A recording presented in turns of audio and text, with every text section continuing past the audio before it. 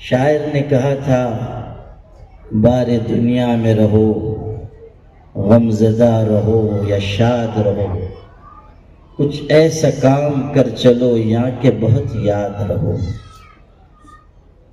شیخ Saadi نے بھی یہ کہا ہے، ان کے تو فارسی کے شعر ہیں اس لیے سنانا ٹھیک نہیں ہے، اس لیے کہ اب فارسی عام لوگ کیا جانیں۔ ہمارے حضرات علماء بھی ذرا فارسی سے نئے جو علماء ہیں ان کی شناسائی بہت کم ہو گئی ہے۔ فضائل اعمال میں یا منتخب حدیث میں اگر کہیں شعر آ جائے فارسی والا تو ہم لوگ بھی بجائے شعر پڑھنے کے اس کا مفہوم یہ ہے، ترجمہ یہ ہے، اسی پہ قناعت کرتے ہیں۔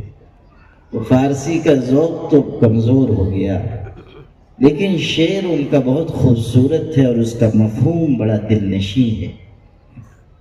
وہ آپ سے عرض کرتا ہوں، کہتے ہیں کہ جب انسان دنیا میں آتا ہے، جب بچہ پیدا ہوتا ہے تو بچہ رو رہا ہوتا ہے۔ اگر پیدا ہونے والا بچہ روئے نہیں تو اس کو مار کر رلاتے ہیں، اس لیے کہ یہی اس کی زندگی کی علامت ہے۔ اگر روئے نہیں بیماری پیدا ہو جائے گی۔ تو جب بچہ دنیا میں آتا ہے تو وہ رو رہا ہوتا ہے، لیکن اس کے گھر کے لوگ، ماں باپ، خاندان کے سب افراد ہنس رہے ہوتے ہیں۔ بچہ تو رو رہا ہے لیکن یہ خوشی میں ہنس رہے ہیں، مسکرا رہے ہیں۔ شیخ سعدی نے نصیحت کی کہ زندگی ایسی گزارو کہ جب تم دنیا سے رخصت ہو تو سارا جہان رو رہا ہو اور تم ہنس رہے ہو، تم خوش ہو رہے ہو۔ جب آئے تھے دنیا میں تم رو رہے تھے اور تمہارے خاندان کے لوگ ہنس رہے تھے۔ زندگی ایسی گزارو کہ جب رخصت ہو کر جاؤ تو اور لوگ تو رو رہے ہوں اور تم خوش ہو رہے ہو، اللہ کی ملاقات سے خوش ہو رہے ہو، خدا کی بارگاہ میں اچھے عمل کا توشہ لے کر جانے کی خوشی تم کو نصیب ہو رہی ہو۔ اقبال نے شعر کہا تھا، نشان مرد مومن بات گویم، چوں مرگ آیت تبسم بر لب اوست۔ اقبال کہتے ہیں کہ میں مرد مومن کی نشانی تم کو بتاتا ہوں کہ جب مومن کی موت آتی ہے تو اس کے ہونٹوں پہ مسکراہٹ آ جاتی ہے۔ اقبال کے ایک دوست تھے، جب اقبال کی وفات ہوئی تو ان کے ذہن میں یہ بات آئی کہ اقبال نے شعر تو یہ کہا تھا کہ مومن کی موت آتی ہے اس کے لبوں پہ مسکراہٹ آ جاتی ہے، میں بھی چل کے دیکھوں کہ اقبال دنیا سے گئے ہیں ان کا کیا حال ہوا۔ چنانچہ گئے اور کفن الٹ کے جو دیکھا تو واقعی اقبال کے ہونٹوں پہ تبسم تھا، مسکراہٹ تھی۔ وہ تو صاحب ایمان آدمی تھے، بانی تبلیغی جماعت حضرت مولانا محمد الیاس صاحب رحمۃ اللہ علیہ، جو صرف ایک تحریک کے، ایک جماعت کے بانی نہیں تھے، بڑے صاحب دل، صاحب معرفت، صاحب نسبت بزرگ تھے۔ اللہ نے انہیں اونچے روحانی مدارس سے نوازا تھا۔ حضرت شیخ الحدیث مولانا زکریا صاحب جو خود روحانیت میں بہت بلند پایا ہوئے، انہوں نے اپنے چچا کے بارے میں لکھا ہے کہ چچا بیمار تھے، میں تیمارداری کے لیے حاضر تھا، اور یہ آخر زمانے کی بات نہیں ہے، حضرت مولانا الیاس صاحب رحمۃ اللہ علیہ کی اخیر عمر کی بات نہیں ہے، ابھی وفات ہونے میں کافی عرصہ تھا، اس وقت کی بات ہے کہ بیمار ہوئے اور زیادہ بیمار ہو گئے تھے۔ وہ کہتے تھے کہ چچا کی تیمارداری کے لیے میں حاضر تھا اور بہت دن چچا بیمار رہے۔ اس بیماری میں نے چچا کے اونچے روحانی مقامات کو دیکھا، اور یہ بھی کہا کہ میں نے جنوں کو بھی حضرت سے بیعت ہوتا ہوا دیکھا۔ یہ حضرت مولانا الیاس صاحب رحمۃ اللہ علیہ کی معرفت اور ان کے اونچے مقام کی بات تھی۔ بات ہے یہی میرے بھائی، چاہے کچھ کہہ لیجئے، لیکن بات یہی ہے کہ دل کے بنے بغیر بات بنتی نہیں ہے۔ کوئی تحریک ہو، کوئی انجمن ہو، کوئی ادارہ ہو، کوئی بڑی سے بڑی تنظیم ہو، خون جگر سے سینچے بغیر اور دل میں سوز و گداز کے بغیر اس میں حرارت نہیں آتی۔ دل جب بنتا ہے تب ادارے بنتے ہیں، تب تحریکیں چلتی ہیں، تب جماعتیں قائم ہوتی ہیں، تب دلوں کا جوڑ ہوتا ہے۔ اور جب دل میں بگاڑ آتا ہے تو دلوں میں بھی فساد آ جاتا ہے، دل جڑنے کے بجائے دور ہونے لگ جاتے ہیں۔ اسی لیے یہ کہا ہے کہ دل بنے گا تو پھر تحریکوں میں رنگ آئے گا۔ ہمارے حضرت رحمۃ اللہ علیہ کہتے تھے کہ ہمیشہ یاد رکھنا، دن کی محنت کا سرا جب تک رات کے آنسوؤں سے جڑا رہے گا کام مستحکم رہے گا، اور جب رات کے آنسوؤں سے دن کی محنت کا سرا ٹوٹ جائے گا، کام چاہے جتنا زیادہ ہو بے وزن ہو جائے گا۔ اس کا استحکام، اس کی قوت، اس کی روح نکل جائے گی۔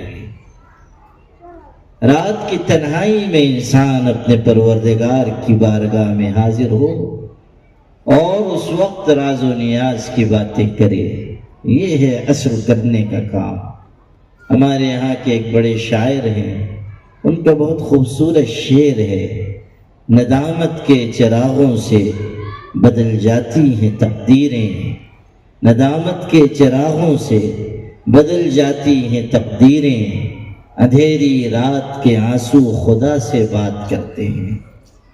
جب انسان اللہ کی بارگاہ میں روتا ہے، اللہ کی مدد اترتی ہے، اداروں کی بنیادیں مضبوط ہوتی ہیں، انجمنوں میں رنگ آتا ہے۔ باطن ہیں بہت ایسے جو مشتعل نہیں ہیں، سب کے پہلو میں دل ہیں، سب اہل دل نہیں ہیں۔ انسان جب دل پہ محنت کرتا ہے تب رنگ چڑھتا ہے۔ اور جو بات میں عرض کر رہا تھا، رات کی عبادت کی، اللہ سے راز و نیاز کی، ایک اور بات یاد آ گئی اور بہت پیاری بات ہے، اس لیے سنا کر پھر مضمون مکمل کرتا ہوں۔ کسی بزرگ سے کسی نے کہا، ہم لوگ بھی کہہ دیتے ہیں کہ حضرت خاص وقت کی دعا میں یاد کیجئے گا، مخصوص وقت کی دعا میں یاد کیجئے گا۔ تو ایک صاحب نے ایک بزرگ سے کہا کہ حضرت رات کو جب خاص وقت ہو اس وقت کی دعا میں مجھے یاد کیجئے۔ ان بزرگ نے فرمایا، اس خاص وقت پر خدا کی لعنت جس میں تم یاد آؤ۔ بڑی معرفت کی بات ہے اور گہری بات ہے۔ اس خاص وقت پر خدا کی لعنت جس میں تم یاد آؤ، یعنی وہ خاص وقت ہی کیا جس میں تم یاد آؤ۔ خاص وقت وہ ہے کہ جس میں انسان کسی اور کو نہیں، صرف اپنے اللہ کو یاد کرے۔ خاص وقت وہ ہے کہ جس میں ہر ذکر دل سے نکل جائے سوائے ذکر الہی کے، ہر تذکرہ مٹ جائے۔ آئی ان کی یاد تو آتی چلی گئی، ہر نقش ماں سوا کو مٹاتی چلی گئی۔ خاص وقت وہ ہے کہ جب ہر یاد نکل جائے اور صرف اللہ کی یاد باقی رہے، کوئی ذکر نہیں، کوئی تذکرہ نہیں، بلکہ انسان جب اونچے درجے تک پہنچتا ہے اور محنت کرتا جاتا ہے تو حال یہ ہوتا ہے کہ صرف دوسروں کو نہیں، اپنے آپ کو بھی بھول جاتا ہے۔ حضرت مولانا شاہ عبد الغنی پھول پوری رحمۃ اللہ علیہ بہت بڑے بزرگ تھے۔ وہ بہت جلد اٹھ جاتے تھے تہجد کے لیے اور اس وقت سے لے کر اشراق تک مشغول ہوتے تھے اور کسی کو ملنے کی اجازت نہیں ہوتی تھی۔ ایک دن ان کے منشی جی کسی ضروری کاغذ پہ دستخط لینے فجر کے بعد چلے گئے۔ حضرت خلوت میں تھے اور محو ذکر تھے اور گھنٹوں گزر چکے تھے اللہ کی یاد میں، تو انہوں نے کاغذ پیش کیا، معافی بھی مانگی کہ حضرت وہ ضروری کاغذ تھا اس لیے آنا پڑا، آپ دستخط کر دیں اور میں رخصت ہوں۔ تو کاغذ پیش کر دیا اور قلم حضرت کو دیا۔ اب وہ قلم لے کر کاغذ کو دیکھ رہے ہیں، دستخط ہی نہیں کرتے ہیں۔ تو دیر ہونے لگی تو منشی جی نے کہا کہ حضرت دستخط فرما دیں، میں کاغذ لے کے چلا جاؤں۔ تو انہوں نے بڑی معصومیت سے منشی جی سے پوچھا، منشی جی میرا نام کیا ہے؟ نام یاد نہیں آ رہا ہے کہ دستخط کر دوں۔ تو انہوں نے کہا کہ آپ کا نام عبدالغنی ہے۔ تب انہوں نے دستخط فرمائے۔ یہ ہے محویت، یہ ہے انہماک، یہ ہے اللہ کی یاد میں اپنے آپ کو مٹا دینا۔ یہ چیز ہے کہ اللہ کرے بس تیری یاد رہے، بس یہ کہ اللہ کی یاد باقی ہو اور ساری یاد مٹ جائے۔ اب سنیے وہ بات، حضرت مولانا محمد الیاس صاحب رحمۃ اللہ علیہ نے بھی بہت ذکر کیا تھا اور بزرگوں کی صحبت میں رہے تھے۔ حضرت گنگوہی کا فیض پایا تھا، اس لیے ان کے دل کی حالت بڑی بلند تھی، اسی لیے ان کے دل میں وہ درد تھا، وہ سوز تھا، ملت کے لیے وہ تڑپ تھی، امت کی وہ کڑھن تھی جس نے انہیں علماء میں اپنے معاصرین میں ممتاز بنایا۔ وہ تڑپ، وہ کڑھن جو انہیں راتوں کو بے چین رکھتی تھی، کسی کی شب وصل ہنس کر کٹے ہے کہ کسی کی شب ہجر رو کر کٹے ہے، میری شب بھی الہی عجیب شب ہے، نہ ہنس کر کٹے ہے نہ رو کر کٹے ہے۔ یہ ان کے دل کا درد تھا اور یہ تڑپ ان کی تھی، اور ان کے روحانی مقام کی بلندی کا ہمیں کیا اندازہ؟ جو ان کو جانتے تھے انہوں نے بتایا کہ کیسے بلند پایا انسان تھے۔ اب سنیے، حضرت مولانا الیاس صاحب رحمۃ اللہ علیہ علامہ اقبال کے بارے میں ایک دفعہ فرمانے لگے، ارے میاں اقبال کی داڑھی پہ بحث نہ کرو۔ اقبال کی داڑھی نہیں تھی نا، تو کہنے لگے کہ اقبال کی داڑھی پہ نہ بحث کرو، مجھے وہ صاحب حال معلوم ہوتے ہیں۔ یہ سنانا تھا، اور اس لیے میں نے یہ بات نقل کی کہ یہ کسی عام شخص کی بات نہیں ہے، ایک بہت بڑے بزرگ کی بات ہے، ایک طرح سے ایک شہادت ہے علامہ اقبال رحمۃ اللہ علیہ کے لیے۔ اور یہ جو ان کا شعر ہے یہ بتاتا ہے کہ مومن اسی شان سے دنیا سے جاتا ہے کہ ہنستے ہوئے رخصت ہو رہا ہے، ہونٹوں پہ تبسم لیے ہوئے جا رہا ہے۔ نشان مرد مومن باتو گویم، چوں مرگ آیت تبسم بر لب اوست۔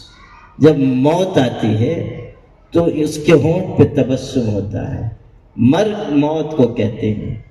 لیکن ہمارے مدرسے کے لوگ بھی بڑے عجیب ہیں، انہوں نے اس مصرے کو بدل دیا اور کہا چوں مرغ آیت تبسم بر لب اوست۔ مدرسے والے تو مدرسے والے ہی ہوتے ہیں،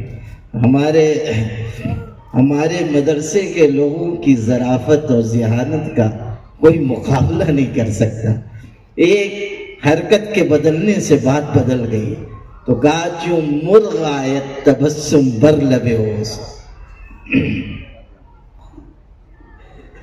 ایک پیر صاحب تھے، ذرا نقلی قسم کے پیر صاحب، ان کی عادت تھی وہ بغیر مرغ کے کھانا نہیں کھاتے تھے، جہاں جائیں اصلی مرغ، نقلی بھی نہیں چلے تھے، اصلی مرغ۔ لیکن ایک دفعہ بیچارے گئے، غریب مرید تھا، اس کے ہاں انتظام نہیں تھا، اس نے انڈوں کا سالن پیش کر دیا۔ اب پیر صاحب کچھ دیر تو استخارہ فرماتے رہے، انتظار بھی کرتے رہے کہ مرغ آئے گا، مرغی آئے گی، لیکن دیر ہو گئی۔ تو پیر صاحب نے بڑے حسن طلب کے ساتھ فرمایا اپنے مرید سے، ارے میاں ان انڈوں کے اماں جان کو بھی تو لاؤ۔ جو انڈوں کا سالن تھا، تو کہا کہ ان کی اماں جان کو بھی تو لاؤ۔ مرید بھی انہی کا مرید تھا، بڑی معصومیت سے اس نے کہا کہ حضور یہ انڈے یتیم ہیں۔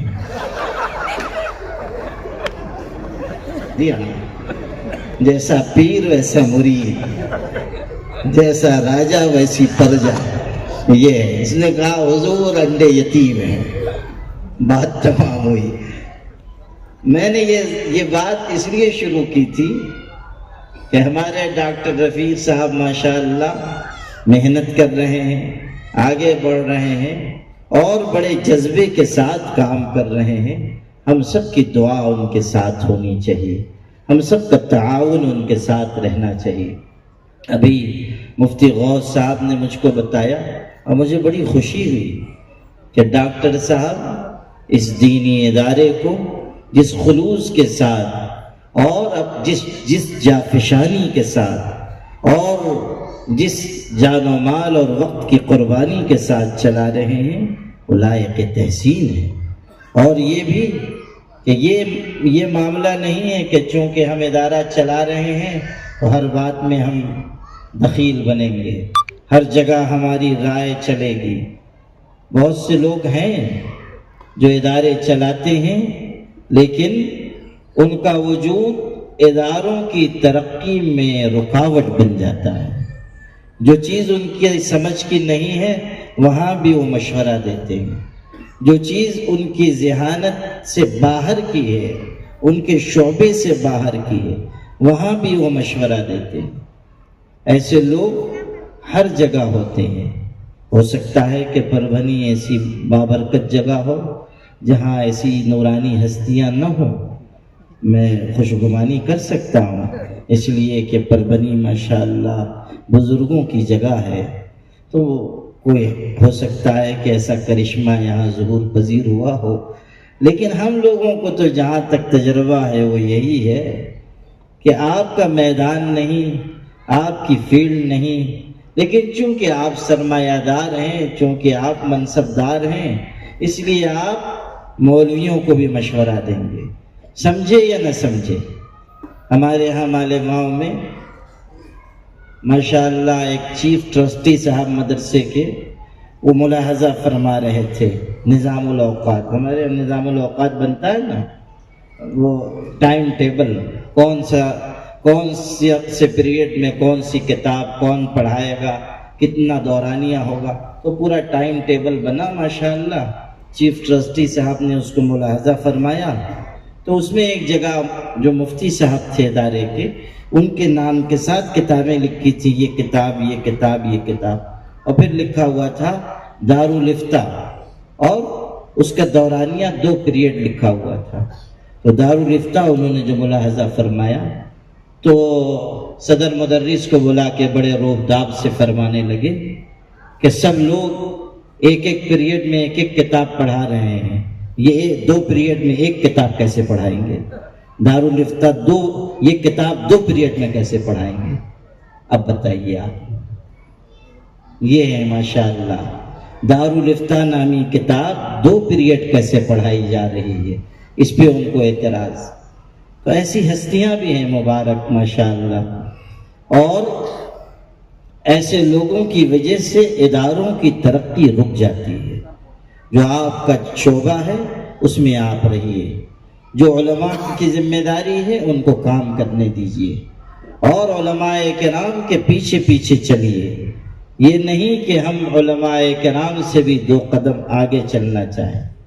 اور صرف میں یہ نہیں کہتا ہوں، علماء سے بھی کہتا ہوں کہ میرے بھائی، ہمیں بھی اپنی ذمہ داری پوری دیانت اور امانت کے ساتھ ادا کرنی چاہیے۔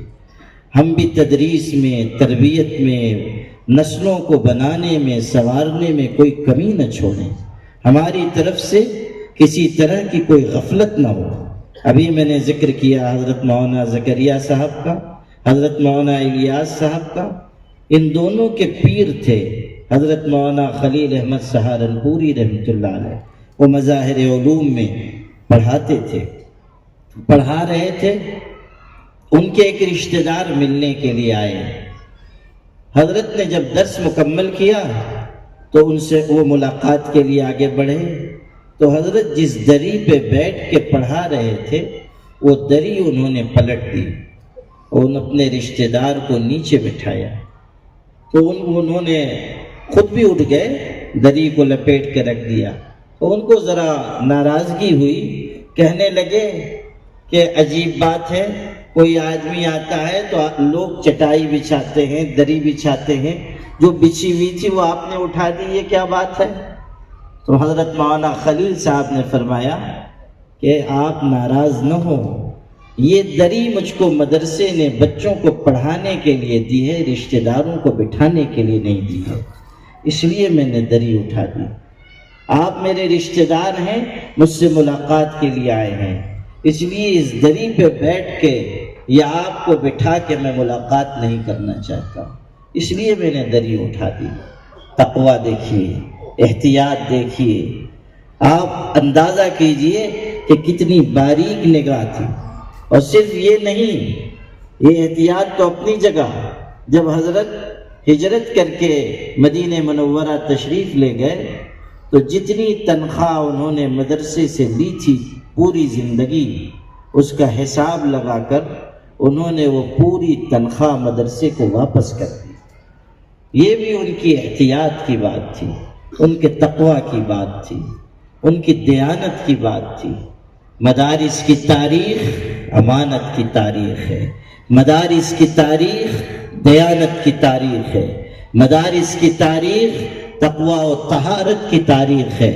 اگر ہم اپنے اکابر اور بڑوں کے راستے پر نہیں چل رہے ہیں تو ہمیں کوئی حق نہیں ہے کہ ہم اپنے آپ کو ان کا وارث کہیں، ہم یہ کہیں کہ ہم ان کے راستے پہ چلنے والے ہیں، ہرگز نہیں۔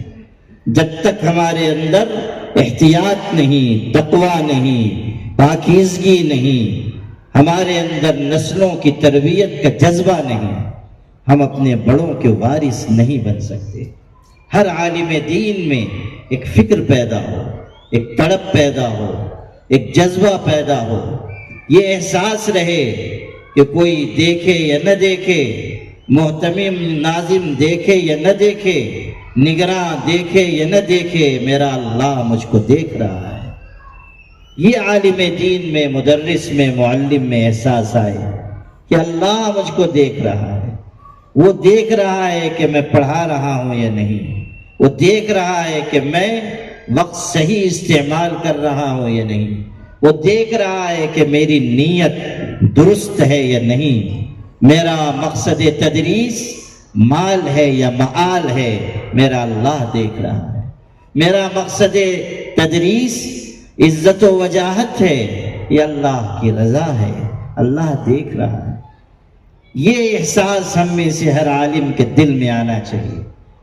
میں بہت درد سے کہتا ہوں، کسی کی تحقیر کی نیت سے نہیں، میں تو خود اللہ کا بہت گنہگار بندہ ہوں، کسی کی تنقیص واللہ العظیم اس سے مقصود نہیں ہے، لیکن میں بہت درد سے اپنے بھائیوں سے، اپنے علماء ساتھیوں سے کہتا ہوں کہ ہماری بے وزنی کا ایک بڑا سبب یہ ہے کہ ہم لوگوں کے دل سے خوف خدا نکل رہا ہے، ہمارے اندر وہ جذبہ نہیں نظر آ رہا ہے جو نظر آنا چاہیے، وہ تڑپ نہیں نظر آ رہی ہے جو آنی چاہیے، وہ خشیت نہیں نظر آ رہی ہے جو نظر آنی چاہیے، جو ہر صاحب علم کا تر امتیاز تھا۔ ہمارا نشان امتیاز ایوارڈ نہیں ہے، ہمارا نشان امتیاز سوشل میڈیا پر مشہور ہو جانا نہیں ہے، ہمارا نشان امتیاز سینکڑوں لوگوں کا ہمارے آگے پیچھے چلنا نہیں ہے، ہمارا امتیاز رات کی تنہائیوں میں گرنے والے وہ آنسو ہیں جو انسان کو خدا کی نگاہ میں معتبر بناتے ہیں۔ ہمارا نشان امتیاز خلوت و جلوت میں خدا کا خوف رکھنا ہے، ہمارا نشان امتیاز ہر مرحلے میں پھونک پھونک کر قدم اٹھانا ہے۔ میاں جی نور محمد رحمۃ اللہ علیہ جو حاجی امداد اللہ مہاجر مکی کے مرشد تھے، ہمارے بھائیوں کو یہ معلوم ہونا چاہیے کہ پوری زندگی انہوں نے مکتب پڑھایا ہے، چھوٹے چھوٹے بچوں کو پڑھاتے تھے، مسجد میں امامت کرتے تھے، ان کے بارے میں یہ بات مشہور ہے کہ 30 سال تک ان کی تکبیر اولیٰ بھی نہیں فوت ہوئی، میاں جی نور محمد رحمۃ اللہ علیہ۔ اور حالت یہ ہے کہ اتنے بڑے شیخ ہیں لیکن مکتب پڑھا رہے ہیں، اخیر عمر تک وہی مشغلہ تھا، مکتب ہی پڑھاتے رہے۔ کوئی تصور نہیں کر سکتا تھا کہ اس انسان کا فیض سارے عالم میں عام ہوگا، کوئی سوچ نہیں سکتا تھا کہ مکتب کا یہ مدرس، اس کا نام دنیا جہان کے کونے کونے میں پہنچے گا۔ لیکن ان کا خلوص، ان کی للہیت، ان کا تعلق مع اللہ اس درجے کا تھا کہ ان کی خدمت میں حاجی امداد اللہ مہاجر مکی گئے، بیعت ہوئے، تربیت پائی، خلیفہ ہوئے، اور پھر حاجی امداد اللہ مہاجر مکی مرجع خلائق ہوئے۔ ایک زمانے نے ان سے فیض پایا اور بڑے بڑے علماء ان کے حلقے میں۔ اور پھر آپ غور کیجئے کہ وہی حاجی امداد اللہ مہاجر مکی ہیں کہ حضرت گنگوہی ان کے خلیفہ، حضرت نانوتوی ان کے خلیفہ، حضرت مولانا خلیل احمد سہارنپوری ان کے خلیفہ، حضرت مولانا محمد علی منگیری ان کے خلیفہ، دجنۃ العلماء کے بانی ہیں حضرت منگیری، ان کے خلیفہ ہیں۔ دیوبند کے بانی ہیں مولانا قاسم نانوتوی، ان کے خلیفہ۔ مولانا مظہر نانوتوی بانی ہیں مظاہر کے، وہ بیک واسطہ حضرت حاجی امداد اللہ کے خلیفہ۔ تینوں بڑے مراکز علم کے بانیان ان کے فیض یافتہ۔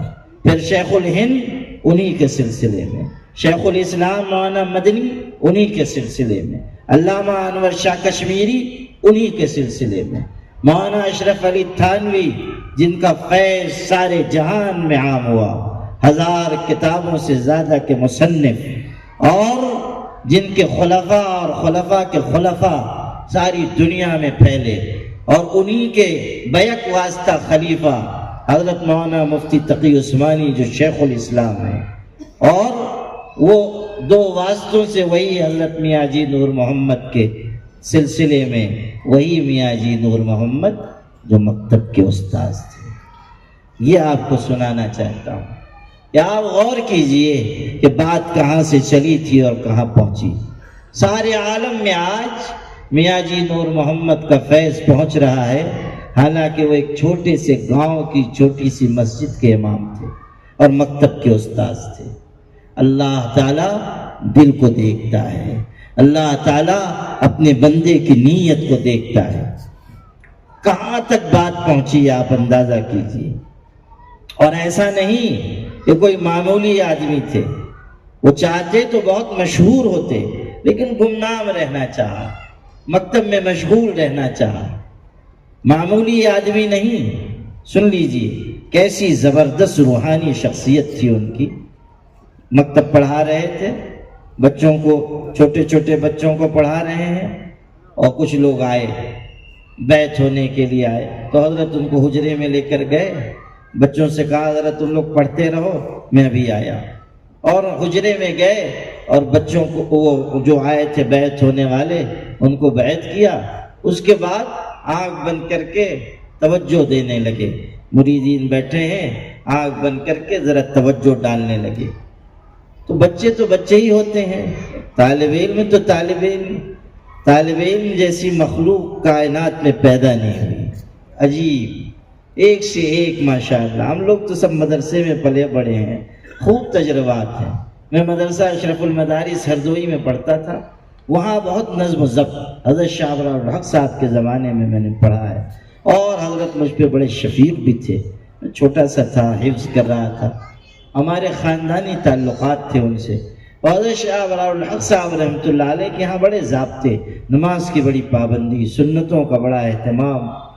تو حضرت شاہ ابرار الحق صاحب کے مدرسے میں اتنی ضابطے کی پابندی، نماز کی پابندی، لیکن ہمارا ایک ساتھی تھا، درجے کا ساتھی، نماز کا بڑا چور، اور راستے نت نئے نکالتا تھا، کوئی پکڑ نہیں پاتا تھا۔ ہمارے ایک استاذ نے ایک دفعہ بڑی اچھی طرح اس کے پیچھے نگراں لگائے، عام زبان میں کہہ لیجئے بہت اچھی فیلڈنگ کی انہوں نے، اور اس کے بعد نماز میں غائب ہوا، بلایا انہوں نے، بہت باروب استاذ تھے، حاضر کیا اور کہا کمبخت آج تو نے نماز نہیں پڑھی ہے، سب ثبوت و شواہد سب اکٹھا۔ اس نے پوری خود اعتمادی سے کہا، یہ دیکھیے طالب علم کیا ہوتا ہے، اس نے پوری خود اعتمادی سے کہا کہ جی نہیں، نماز پڑھی ہے اور جماعت سے پڑھی ہے، مسجد میں پڑھی ہے۔ بعض لوگ جھوٹ بولنے میں بھی اتنے پورے اعتماد ہوتے ہیں کہ سچ بولنے والا ذرا سر جھکا لیتا ہے۔ جی ہاں، اور اگر آپ کو یہ ادا نہیں آتی ہو تو دلی والوں سے سیکھ لیجئے، اگر آپ نے نہ سیکھی ہو تو آپ سیکھ لیجئے دلی والوں سے۔ جھوٹ بھی بولتے ہیں تو اس طرح سر اٹھا کر کہ آدمی ایک دفعہ خود تذبذب میں پڑ جائے کہ کہیں مجھے غلط فہمی تو نہیں ہو گئی۔ یہ صورتحال ہمارے ملک میں، یہ تو اللہ کی طرف کی بات، جس کو خدا نوازنا چاہے۔ ہمارے ملک میں تو ایسے ایسے وزیر ہو گئے کہ ماشاءاللہ جنہوں نے پہلے بی اے کیا پھر میٹرک پاس کیا، ماشاءاللہ۔ جی ہاں، یہ بھی حادثہ ہمارے ملک میں ہوا ہے اللہ کے کرم سے، اور بہترین وزیران با تدبیر ہیں ماشاءاللہ۔ اگر کاغذ دے دیجئے دیکھ کے پڑھ نہیں سکتے ہیں، اور ہیں کیا؟ وزیر خوش تدبیر، سبحان اللہ۔ کیسے کیسے کیسے کیسے ہو گئے، یہ صورتحال ہے۔ خیر، آپ کو یہ سنا رہا تھا، اس نے کہا جی نہیں میں نے تو نماز پڑھی۔ حافظ صاحب نے کہا کہ نہیں، اس نے کہا کہ پڑھی، کہا گواہ پیش کرو۔ گواہ، مسجد میں نماز پڑھی تو گواہ تو ہوگا نا، لوگوں نے دیکھا تو ہوگا نا۔ اس نے بڑی معصومیت سے کہا میں کوئی اتنا مشہور آدمی نہیں ہوں کہ لوگ مجھ کو دیکھیں، مسجد میں اگر آیا تو میں کوئی ایسا خاص نہیں ہوں کہ سب مجھ کو دیکھیں۔ اچھا، تو حافظ صاحب بھی تو حافظ صاحب تھے، کہنے لگے اچھا ٹھیک، نماز تو نے پڑھی تو دائیں بائیں دو آدمی تو تجھ کو دیکھنے والے ہوں گے نا، ایک دائیں طرف ایک بائیں طرف، ان کو پیش کر گواہ۔ اس نے کہا حضرت میں صف کے بالکل کنارے پہ تھا، ادھر دیوار تھی، بائیں طرف دیوار۔ حافظ جی نے کہا اچھا دائیں تو کوئی رہا ہوگا کمبخت، ادھر دیوار تھی، ایسا تو نہیں ہوگا کہ دائیں بھی دیوار اور بائیں بھی دیوار، تو دائیں کون تھا؟ اس نے کہا شکیل نابینا تھا۔ ہمارا ایک ساتھی تھا نابینا، کہا شکیل نابینا تھا۔ ہے کوئی توڑ اس دلیل کا؟ بائیں دیوار تھی، دائیں شکیل نابینا تھا، ہو گئی بات مکمل۔ تو یہ ہے طالب علم، طالب علم کی جو ذہانت ہے اس کا کوئی جواب نہیں ہے۔ تو میرے بھائی کہنے کی بات یہ ہے کہ ہماری جو طالب علمانہ جہتیں ہیں عجیب و غریب ہیں، اور اس کے قصے بہت سے ہیں، اگر میں اس کو سنانے لگوں گا تو بہت بات لمبی ہو جائے گی۔ وہ قصہ سن لیجیے جو سنا رہا تھا۔ حضرت میاں جی نور محمد صاحب حجرے میں گئے ہیں اور لوگوں کو بیعت کر رہے ہیں، تو جو طلبہ تھے ان میں سے ایک دو ذرا تھے جرأت مند، انہوں نے کہا ارے حافظ صاحب دروازہ بند کر کے اندر کیا کر رہے ہیں، ذرا چل کے دیکھیں۔ تو گئے اور دروازے میں چیر تھی، اس میں سے جھانک کے دیکھا تو دیکھا کہ حضرت بیٹھے ہوئے ہیں آنکھ بند کر کے، اور سامنے بھی سب آنکھ بند کر کے بیٹھے ہوئے ہیں، اور حضرت پیر بنے ہوئے ہیں، یہ سب مرید ہیں۔ وہاں سے آئے تو ایک جو ذرا تھوڑا بڑا تھا طالب علم، اس نے کہا کہ ارے جیسے حافظ جی کر رہے تھے میں بھی کروں گا، تم لوگ بیٹھو سامنے، تم لوگ مرید بنو، میں پیر بنتا ہوں۔ وہ بیٹھ گیا پیر بن کے، کہا آنکھ بند کرو میں بھی ذرا تم پہ توجہ ڈالتا ہوں۔ تو اس نے بھی کھیلی کھیل میں۔ اب جب حضرت آئے تو دوسرے طالب علموں نے چغلی کھائی، مدرسے میں چغلی کھانے والے بھی تو ماشاءاللہ ایک سے ایک ہوتے ہیں، تو جو آئے حافظ صاحب تو انہوں نے چغلی کھائی کہ یہ آپ کی نقل کر رہے تھے۔ پتہ نہیں حضرت پہ کیا بات تھی۔ حضرت نے کہا پیر کون بنا تھا؟ وہ کہا یہ بنا تھا۔ کہا بلاؤ اس کو۔ کہا تم توجہ ڈال رہے تھے؟ کہا ہاں۔ کہا آنکھ بند کرو۔ اس نے آنکھ بند کی اور حضرت نے آنکھ بند کر کے اس پہ توجہ ڈالی۔ اب جو توجہ ڈالی تو 1 منٹ میں وہ تڑپ کر گر گیا اور غشی سے طاری ہونے لگی۔ دیر کے بعد ذرا سنبھلا۔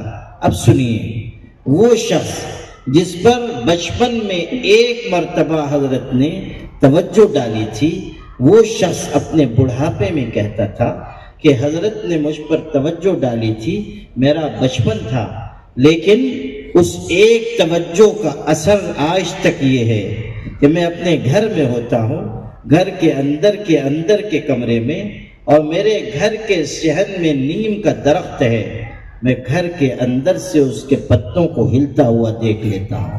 یہ اس ایک توجہ کا اثر ہے۔ اندازہ کیجیے کہ جس شخص کی ایک توجہ میں یہ تاثیر ہو وہ کیسا بلند پایا شخص ہوگا۔ اور سنانا یہ تھا کہ یہ بلند پایا انسان مکتب میں خدمت کر رہا ہے۔ اور احتیاط کی بات سنیے، ایک دفعہ کسی نے کہا کہ ان سے ذرا اشعار سن لیجئے، بڑی اچھی آواز میں شعر سناتے ہیں۔ حضرت نے فرمایا کہ نہیں، میں شعر ان سے نہیں سن سکتا۔ لوگوں نے کہا کیوں؟ تو حضرت نے فرمایا لوگ میری امامت میں نماز پڑھتے ہیں اور غنا بلا مزامیر میں بھی بعض علماء کا اختلاف ہے، اس لیے میں احتیاط کرتا ہوں۔ اندازہ کیجیے، خوش آوازی کے ساتھ اشعار سننا بھی گوارا نہیں کیا، موسیقی نہیں، ڈھول طبلہ نہیں، کوئی باجا نہیں، کوئی دف نہیں۔ فرمایا غنا بلا مزامیر میں بھی بعض علماء کا اختلاف ہے، اس لیے نہیں سننا چاہتا۔ لوگ مجھ کو امام بنا دیتے ہیں، میری امامت میں نماز پڑھتے ہیں، یہ احتیاط تھی۔ تو ہمارے علماء بھی احتیاط کے راستے پر چلیں، یہ نہ ہو کہ ہم اپنے فرائض منصبی میں کوتاہی برتیں یا دوسروں سے حسد کرنے لگیں، دوسروں کی راہ کاٹنے لگیں۔ ہرگز نہیں۔ اپنے دل کو خوب بڑا رکھیے، اپنے دل کو وسیع کیجیے، سب کے لیے گنجائش پیدا کیجیے۔ اگر کوئی آگے جا رہا ہے، میرے اللہ کا فیصلہ ہے، میں کون ہوتا ہوں اعتراض کرنے والا؟ کسی کو عزت مل رہی ہے، اللہ اس کو اور عزت دے۔ ہمارے ابا حضور بڑے درد سے کہتے تھے، وہ درد میں نہیں بھولتا، حالانکہ میں بہت چھوٹا تھا، یہ جیسا ہمارا نورین ہے جس عمر کا، بلکہ میں اس سے بھی چھوٹا تھا جب میرے والد فوت ہوئے۔ تو نورین میاں سے بھی میں چھوٹا تھا، 10 سال کا تھا جب میرے والد کا انتقال ہوا، لیکن ان کی باتیں میرے لوح حافظہ پر نقش ہیں۔ وہ فرماتے تھے کہ عالم کو عامی سے نقصان عام طور پر نہیں ہوتا، عالم کو عالم نقصان پہنچاتا ہے۔ اور یہ شعر پڑھتے تھے، کلہاڑی میں جو لکڑی کا دستہ نہ ہوتا تو لکڑی کے کٹنے کا رستہ نہ ہوتا۔ یعنی اگر ہماری راہ رکے گی تو علماء کی وجہ سے رکے گی۔ آپس میں ہم اختلاف نہ کریں، حسد نہ کریں، کسی سے بغض نہ رکھیں، دل کو کشادہ رکھیں، خدا کا خوف دل میں رکھ کر جئیں۔ حضرت امام ابو حنیفہ رحمۃ اللہ علیہ کہیں تشریف لے جا رہے تھے، امام اعظم ہیں، امام اعظم، ایسا بڑا انسان کہ امام شافعی جیسے ذہین و فتین نے کہا الناس کلہم عیال علی ابی حنیفہ فی الفقہ، ساری دنیا کے انسان فقہ میں ابو حنیفہ کے محتاج ہیں۔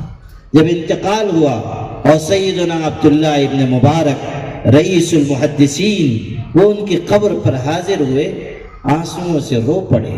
عبداللہ ابن مبارک رو رہے ہیں، قبر پہ کھڑے ہوئے ہیں، اور پھر کھینچ کر ایک جملہ کہا اللہ ابو حنیفہ اللہ آپ پہ رحم کرے، ساری دنیا میں آپ نے اپنا کوئی جانشین نہیں چھوڑا، ساری دنیا میں آپ نے اپنا کوئی جانشین نہیں چھوڑا۔ انتقال ہوا، شعبہ ابن الحجاج نے فرمایا آج کوفہ کا نور بجھ گیا، کوفہ کا نور بجھ گیا۔ حضرت امام ابو حنیفہ مدون فقہ، اور ان کے فضائل و مناقب کا کیا کہنا، لیکن سنیے، صرف عالم نہیں، صرف مدون فقہ نہیں، صرف امام فقہ نہیں، اصل جو جوہر تھا وہ سنیے۔ جا رہے ہیں، راستے سے گزر رہے تھے، اور ان کے ساتھ اس زمانے کے ایک بڑے عالم بھی تھے۔ راستے میں کیچڑ تھا، غلطی سے ذرا زور سے پیر حضرت کا پڑ گیا اور کیچڑ کچھ اڑ کر ایک بچے کے رخسار پر چلا گیا، گال پر چلا گیا۔ وہ بچہ نہ کیا جانے کون ہے، کتنے بڑے امام ہیں، پلٹ کر اس نے ان کو دیکھا اور ناراضگی سے کہہ دیا بڑے میاں آپ کو نظر نہیں آتا، آپ کو خدا کا خوف نہیں ہے کہ اس طرح چلتے ہیں؟ بس جیسے ہی یہ جملہ کہا کہ آپ کو اللہ سے ڈر نہیں لگتا، اتنا سننا تھا کہ امام ابو حنیفہ غش کھا کر گر گئے، بے ہوش ہو گئے۔ حضرت امام ابو حنیفہ بے ہوش ہو گئے۔ اندازہ کیجئے، وہ جو بڑے عالم ساتھ میں تھے انہوں نے چھینٹے دیے۔ جب ہوش میں آئے تو انہوں نے کہا کہ حضرت ایک کمسن بچے کی بات سن کر آپ نے اتنا اثر لے لیا، بے ہوش ہو گئے۔ حضرت نے فرمایا اصل بات یہ ہے کہ مجھ کو یہ خیال ہوا کہ یہ جملہ اس نے کہا نہیں، اس کی زبان سے کہلوایا گیا ہے، کہلوایا گیا ہے۔ اللہ سے تجھ کو ڈر نہیں لگتا، خدا سے تجھ کو خوف نہیں آتا۔ اندازہ کیجئے، علم ہو تو ایسا ہو، علم اور خشیت کا جوڑ ہے۔ یہی ابو حنیفہ ہیں، رات کو نماز پڑھنے کے لیے گئے، محلے کی مسجد میں نماز پڑھی، امام نے سورہ اذا زلزلت تلاوت کی اور قیامت کی یاد تازہ ہوئی، حضرت آنسوؤں سے رو پڑے، ساری نماز میں روتے رہے۔ نماز ہو گئی تو اپنی داڑھی پکڑ کر صف میں بیٹھ گئے اور کہتے تھے، نعمان ثابت کے بیٹے نعمان، قیامت کے دن تیرا کیا ہوگا؟ جب ذرہ برابر نیکی بھی آئے گی، ذرہ برابر بدی بھی لائی جائے گی، تو کیسے اللہ کے عذاب سے بچے گا؟ بار بار آیت دہراتے تھے اور داڑھی ہاتھ میں پکڑ کر روتے جاتے تھے۔ رو رہے ہیں، اپنے آپ کو ملامت کر رہے ہیں۔ دیر ہو گئی، قدموں کی آہٹ سنائی دی تو اندازہ ہوا کہ شاید مؤذن آئے ہیں چراغ بجھانے کے لیے، دیر ہو گئی ہے عشاء کے بعد۔ تو سر اٹھا کر دیکھا اور مؤذن صاحب سے کہا، شاید آپ چراغ بجھانے آئے ہیں، آپ بجھا کر چلے جائیں، میں ابھی بیٹھوں گا۔ مؤذن نے کہا، حضرت میں چراغ بجھانے نہیں آیا، میں فجر کی اذان دینے کے لیے آیا ہوں، فجر کا وقت ہو گیا ہے، فجر کی اذان دینے کے لیے آیا ہوں۔ پوری رات گزر گئی اور ان کو احساس بھی نہیں، رو رہے ہیں، اللہ کے آگے تڑپ رہے ہیں، گڑ گڑا رہے ہیں، آخرت کے سلسلے میں اپنا احتساب کر رہے ہیں۔ یہ ہے علم اور خشیت کا جوڑ۔ تو ہمیں یہ سمجھنا ہوگا کہ ہم بھی بحیثیت عالم اس راستے پر چلیں جو خشیت کا راستہ ہے۔ یہی راستہ کامیابی کا، عالم کے لیے بھی، عامی کے لیے بھی۔ یہ نہیں کہ عام لوگوں کی چھٹی ہے، نہیں، اللہ سے ڈر یہی ہمارے لیے فوز و فلاح اور کامیابی کی بنیاد ہے۔ ڈر نکل گیا تو سمجھیے ساری مایا لٹ گئی۔ آپ نے نہیں دیکھا کہ صورتحال یہ ہے کہ دنیا کے بڑے بڑے علم رکھنے والے، سائنس کے میدان میں ترقیات کا اور اپنی امتیاز کا نقش قائم کرنے والے، آج ان کے بارے میں جو دستاویزات سامنے آ رہی ہیں، جیفری ایپسٹین کے نام سے ایک شخص جو بدنام زمانہ ہے، بہت ہی بڑا مجرم، بہت بڑا زانی، بہت بڑا قاتل، انسانیت کا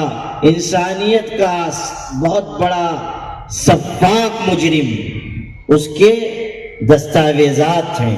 اس نے جزیرہ بسا رکھا تھا اور وہاں سائنسداں بھی جا رہے ہیں، بڑے بڑے جادوگر بھی جا رہے ہیں، امریکہ کے صدر بھی جا رہے ہیں، کچھ مسلم ملکوں کے بھی حکمراں جا رہے ہیں، اور یہ شہزادہ، وہ شہزادہ، یہ ہستی، وہ ہستی، وہ کرکٹ کھیلنے والا، وہ فلم میں کام کرنے والا، اور یہ فنا اور یہ فنا، اور وہاں جا کر عیاشی کر رہے ہیں، وہاں جا کر بدماشی کر رہے ہیں، وہاں جا کر نابالغ لڑکوں اور لڑکیوں کے ساتھ جنسی مجرمانہ عمل کر رہے ہیں، اور صرف یہ نہیں کہ زیادتی کر رہے ہیں۔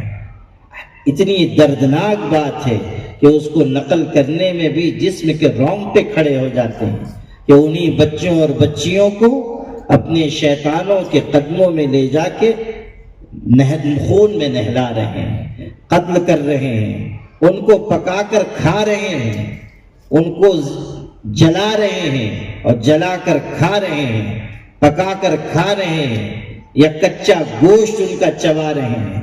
یہ سب دستاویزات آ چکی ہیں اور کوئی انکار نہیں کر سکتا کہ یہ فیک چیزیں ہیں، جعلی چیزیں ہیں۔ ساری دستاویزات امریکہ کے ایسے اداروں سے جاری ہو رہی ہیں جو ادارے دنیا بھر میں معتبر سمجھے جاتے ہیں، اور وہ بتا رہے ہیں کہ فلاں سائنسداں کے یہ کرتوت اور فلاں بڑی شخصیت کے یہ کرتوت اور امریکہ کے صدر کے یہ کرتوت۔ اندازہ کیجئے یہی وہ مجرم لوگ ہیں جنہوں نے یہ کہا کہ اسلام زیادتی کا مذہب، وحشیت اور درندگی کا مذہب۔ یہی لوگ ہیں جو کل تک کہتے تھے کہ اسلام سکھاتا ہے کہ عورتوں کو پردے میں رکھو، اسلام سکھاتا ہے کہ عورتوں پہ زیادتی کرو، اسلام سکھاتا ہے کہ عورتوں کو مجبور رکھو۔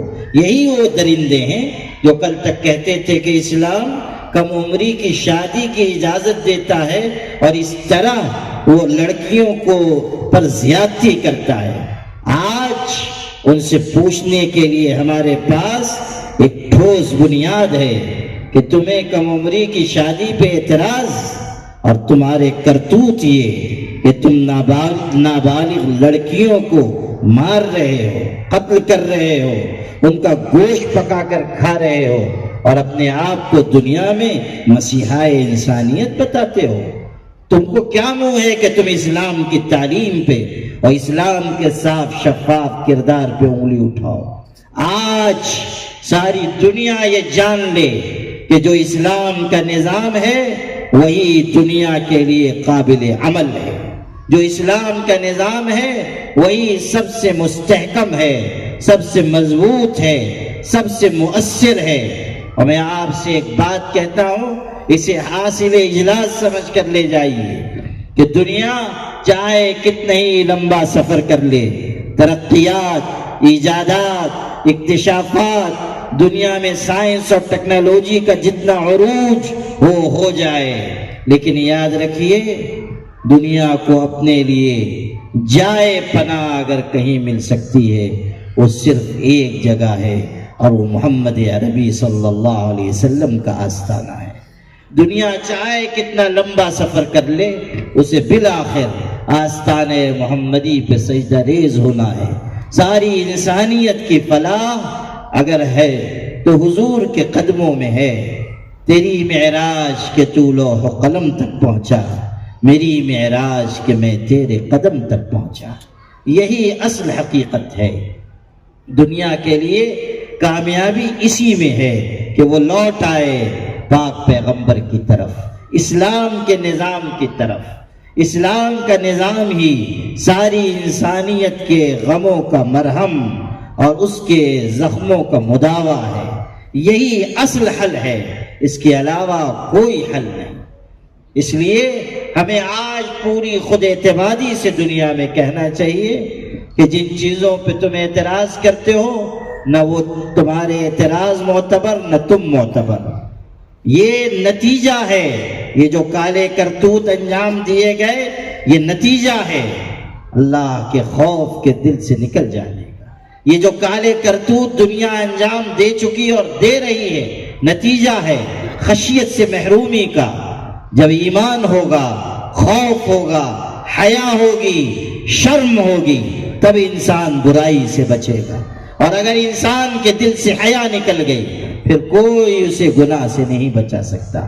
اسی کو ہمارے آقا نے کہا تھا کہ جب تمہارے اندر سے حیا نکل جائے، اذا فاتک الحیاء فافعل ما شئت، جب حیا نکل گئی جو چاہو سو کرو، کوئی رکاوٹ باقی نہیں رہے گی۔ اس لیے آپ اسلام کے صاف شفاف کردار پر لازوال یقین کے ساتھ آگے بڑھیے اور سمجھ لیجئے کہ جہاں اسلام کی تعلیم دی جا رہی ہے، جہاں پر قرآن کی تعلیم دی جا رہی ہے، جہاں یہ مکاتب ہیں، جہاں یہ مدارس ہیں، وہاں اللہ کی رحمت اتر رہی ہے۔ اس لیے مدرسوں کی قدر کیجیے، مدرسوں سے محبت رکھیے۔ یہی مدارس ہیں جو حیا کو پروان چڑھا رہے ہیں، یہی مدارس ہیں جو دیانت اور امانت کو پروان چڑھا رہے ہیں۔ یہی مدارس ہیں جو ملت اسلامیہ کو سہارا دیے ہوئے ہیں، یہی مدارس ہیں جو آج اس ملت کی پہچان بنے ہوئے ہیں۔ اور یہ بات یاد رکھیے گا کہ ہم مدارس کی عظمت پہچانیں یا نہ پہچانیں، جو لوگ مدرسوں کو اپنا حریف سمجھتے ہیں وہ اچھی طرح جانتے ہیں کہ مدرسے کی قیمت کیا ہے۔ ہم نہیں جان رہے ہیں لیکن دوسرے پہچان رہے ہیں کہ مدرسے کی قدر و قیمت کیا ہے۔ اس لیے میرے بھائی، آپ اس مدرسہ خیر العلوم کے اجلاس میں آئے ہیں، اس مدرسے کی بھی اہمیت کو پہچانیے۔ پربھنی میں بہت مدارس ہیں اور ماشاءاللہ ہر مدرسہ علم دین کا چراغ روشن کیے ہوئے ہیں۔ ہر مدرسے کو اپنے لیے ایک قیمتی سرمایہ سمجھیے، دینی تعلیم بھی ہو، عصری تعلیم بھی ہو، ہمارے نوجوان معاش میں بھی آگے بڑھیں، ملت کے اندر ہمت بھی آئے، خوف کا جو ماحول قائم ہو رہا ہے اس کے بیچ ہمارے اندر خود اعتمادی پیدا ہو، ایک لازوال یقین پیدا ہو، ہم سمجھیں کہ کرنے والی ذات تنہا اللہ کی ہے۔ اقتدار کے موسم بدلتے رہتے ہیں، حالات آتے ہیں اور چلے جاتے ہیں، اور خزاں کا موسم بھی آتا ہے، رہنے کے لیے نہیں آتا ہے، جانے کے لیے آتا ہے۔ یہ خزاں کا موسم دیکھتی آنکھوں گزر جائے گا۔ اللہ تعالیٰ کا دین اور مسلمان کل جہاں تھے وہیں آئندہ کل بھی باقی رہیں گے۔ کوئی نہیں ہے جو اللہ کے نور ایمانی کو بجھا سکے، کوئی نہیں ہے جو دین کو مٹا سکے۔ اور آخری بات عرض کر کے بات مکمل کرتا ہوں، کبھی کبھی لوگوں کو یہ خیال ہونے لگ جاتا ہے کہ جس کو دیکھو وہ اسلام کے پیچھے، یہودی بھی اسلام کے مخالف، عیسائی بھی اسلام کے مخالف، فرقہ پرست بھی مسلمانوں کے اور اسلام کے مخالف، اور فلاں قوم بھی اور فلاں قوم بھی، جس کو دیکھیے وہ اسلام اور مسلمانوں کے خلاف کھڑا ہوا ہے، مسلمانوں کے اور اسلام کے پیچھے لگا ہوا ہے۔ کچھ لوگوں کو شکایت بھی ہوتی ہے، کچھ لوگوں کو خوف بھی ہوتا ہے کہ ہم ہی وہ قوم ہیں کہ جس کو دیکھو ہمارے پیچھے لگا ہے، یہودی کہو، عیسائی کہو، مجوسی کہو، اور فلاں قوم اور فلاں قوم، اور اس ملک کے فرقہ پرست سب اسلام اور مسلمانوں کے پیچھے لگے ہیں۔ کبھی کبھی ہمارے اندر شکایت پیدا ہونے لگ جاتی ہے۔ میرے بھائی، شکایت پیدا ہونے کی کوئی گنجائش نہیں۔ اس کو اس طرح سمجھیے کہ اگر یہودی، عیسائی، فرقہ پرست اور فلاں اسلام اور مسلمانوں کے پیچھے لگے ہیں تو اس کا واضح مطلب یہ ہے کہ یہ سب پیچھے ہیں اور اسلام آگے ہے، یہ سب پیچھے ہیں اور مسلمان آگے ہیں۔ یہ ہے واضح مطلب اس کا، یہ سب پیچھے ہیں اور اسلام اور مسلمان آگے ہیں۔ کل بھی ہم آگے تھے اور آج بھی ہم آگے ہیں۔ دنیا میں 8 ارب کی آبادی ہے، 2 ارب اس میں سے مسلمان ہیں۔ ساری دنیا کے انسانوں کو اگر ایک قطار میں کھڑا کیجئے، ہر 4تھا آدمی مسلمان ہے۔ اور یہ بھی سن لیجئے کہ دنیا میں سب سے بڑا مذہب اس وقت عیسائیت ہے، یعنی ماننے والوں کی تعداد کے لحاظ سے عیسائیت۔ لیکن تجزیہ نگار لکھ رہے ہیں کہ عیسائیت سمٹ رہی ہے اور اسلام کے قدم بڑھ رہے ہیں۔ چند برسوں کے بعد دنیا یہ دیکھے گی کہ دنیا میں سب سے زیادہ جس مذہب کو ماننے والے لوگ ہیں وہ اسلام ہے۔ اسلام وہ ازلی اور ابدی صداقت ہے جو چھا جانے کے لیے بھیجی گئی ہے۔ یہ صداقت ہر طرف پھیلے گی، بڑھے گی، ہم زندہ رہیں یا نہ رہیں۔ اللہ کا دین مکمل طریقے پر دنیا میں غالب آئے گا، کوئی نہیں جو اس کے بڑھتے ہوئے قدموں کو روک سکے۔ اللہ تعالی ہم سب کو اسلام پر زندہ رکھے اور اسلام پر موت عطا فرمائے۔ وآخر دعوانا ان الحمد للہ رب العالمین۔